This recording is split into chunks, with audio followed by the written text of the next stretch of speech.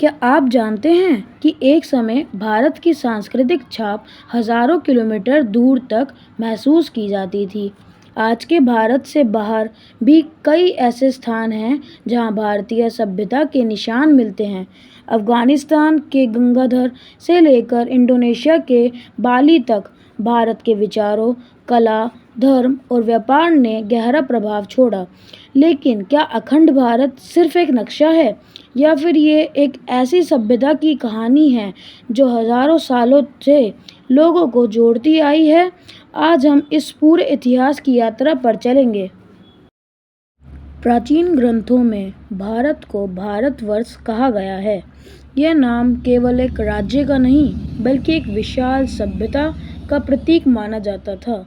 हिमालय की ऊंची पर्वत श्रृंखलाओं से लेकर दक्षिण के समुद्र तक फैली हुई इस भूमि पर अनेक जनपद और राज्य मौजूद थे।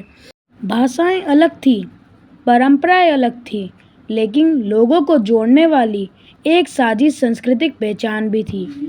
नदियां व्यापार का माध्यम थी, तीर्थ यात्राएं लोगों को जोड़ती थी और ज्ञान का आदान प्रदान दूर दूर तक होता था। भारत की कहानी और भी पुरानी हो जाती है जब हम सिंधु घाटी सभ्यता की तरफ देखते हैं। लगभग 2500 बीसीई में हड़प्पा और मोहनजोदारो जैसे शहरों ने दुनिया को हैरान कर दिया था। यहाँ की सड़कें योजनाबद्ध थी, घरों में ड्रेनेज सिस्टम था और शहरों की रचना बहुत व्यवस्थित थी। वैज्ञानिकों को यहाँ से मोहरें, मूर्तियाँ और व्यापार के कई प्रमाण मिले हैं। इससे पता चलता है कि ये सभ्यता केवल स्थानीय नहीं थी, बल्कि दूर के क्षेत्रों से भी जुड़ी हुई थी। जब कई सभ्यताएं अभी विकास कर रही थी, तब सिंधु घाटी के लोग एक संगठित नागरिक जीवन जी रहे थे। सिंधु घाटी सभ्यता के बाद भारत में वैदिक युग का आरंभ हुआ। इसी दौरान वेदों की रचना हुई, जो भारत के प्राचीन ज्ञान का एक महत्वपूर्ण स्रोत माने जाते हैं। गुरुकुल शिक्षा के केंद्र बने, छात्र अपने गुरु के साथ रहकर ज्ञान प्राप्त करते थे। कृषि का विस्तार हुआ, गांव और बस्तियां बढ़ने लगी और सामाजिक व्यवस्था अधिक संगठित हो गई।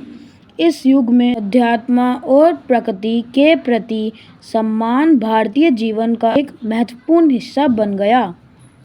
समय के साथ छोटे छोटे जनपद बढ़कर शक्तिशाली महाजनपद बनने लगे।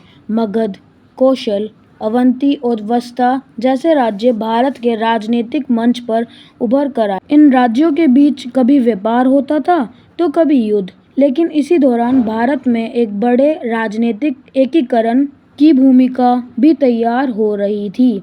ये वही समय था जब इतिहास के एक नए मोड़ लेने वाला था। अगर आपको ये वीडियो अच्छी लगी हो तो लाइक, शेयर और सब्सक्राइब करना ना भूलें और ऐसी वीडियोस के लिए कमेंट जरूर करें।